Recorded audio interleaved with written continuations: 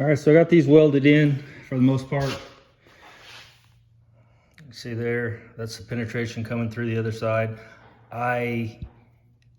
Because I'm welding 1/8 inch plate to 18 gauge steel, it didn't quite, I mean, it did what it's supposed to do on the top side, but you really want it, I say that, you really want these little beads like that to come through. But I've got this little seam here and it's sealed up, and there's no light getting through there, but I just don't like this little transition.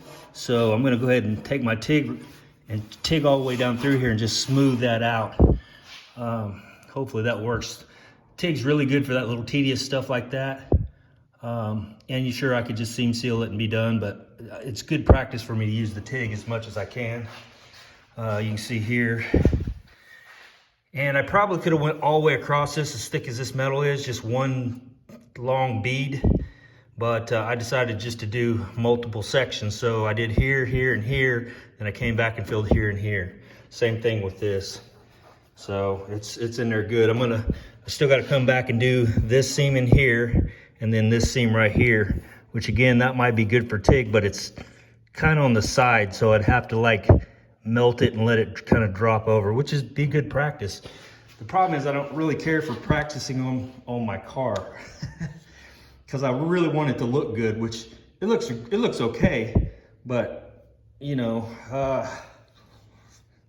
I wish I was better at TIG welding and I had all these little stack of dimes everywhere. That was my ultimate goal in getting the TIG, but I don't have enough practice. I'm just not good enough at it yet. A whole lot better with the MIG welder, but yeah, it's all good. It's all sealed up, and like I said, I could just, you know, DA all that over, knock all the hot heat rings off of it, and seam seal that up and be done. But I think I'm just gonna run that TIG down through here. I got this one little area. I'm gonna MIG that closed. I wanted to flip it over and do it from this side instead of doing it from the top side. But yeah, it's pretty good. You can see maybe up in there, little beads. I don't know if you can see them or not. But anyway, it's sealed up. I don't see any issues with it. So yeah, I got to do this here, and then again along here. I may try to TIG that. I think that would be really good practice too. Of course, it's under there where no one can see it, so if it turns out like crap, then no big loss. But and of course, you can always grind it. You know, I'm trying to get away from being able to. I want to make the welds look good enough to not have to grind them down. I'm not quite there yet, so it's just like I said, just more practice.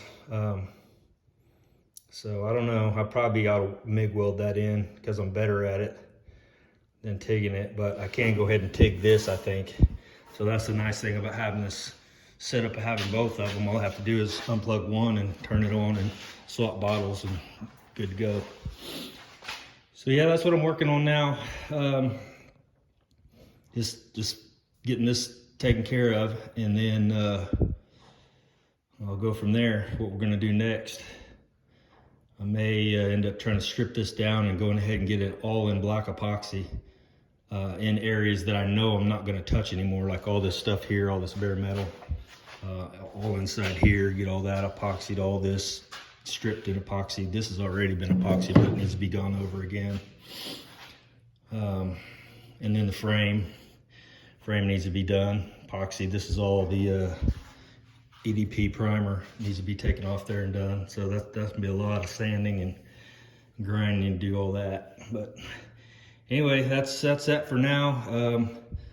Like I said in the last video, this may not have been the right way to do it, but it's the way I did it, and it looks like it's gonna work fine. My exhaust, that's what those are, so the exhaust can come up there and clear the trunk pan. So, all right, guys, we'll talk to you in a bit. That's what we got done. I went ahead and ran back over that with my TIG welder. I TIG welded all this in too. it turned out okay. I mean, it's not professional, but it's in there. Went ahead and TIG welded this too and then ground it down. I've still got a little spot here I need to fill back in. A little bit of porosity, probably because of the weld on the other side. But yeah, it's sealed up, so that's good to go. I did that side over there too, and I did all this, but I still have yet to do this here from the bottom side. But anyway, that's what I got done. So I practiced TIG welding a lot today is basically all I did. And trying to get that fairly consistent, but it's kind of hard because I'm not very good at it. And I'm welding not upside down, but kind of down in this little area. And it's a little tricky. Anyway, tricky for me, probably super piece of cake for people who do it all the time. But yeah, just came back over this and sealed this up. I'll probably grind that down. Don't know that I will. Doesn't really need it. Same with this side. Could probably grind that down, but I don't think it's gonna need it. So yeah, that's it.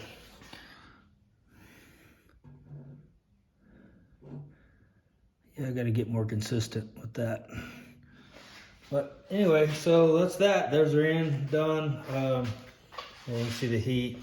These came through.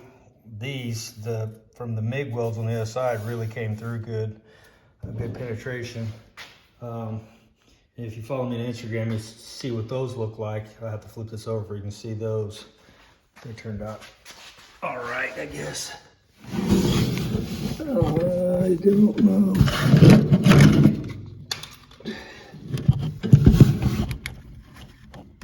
Yeah, that. So, that's it. Talk to you guys.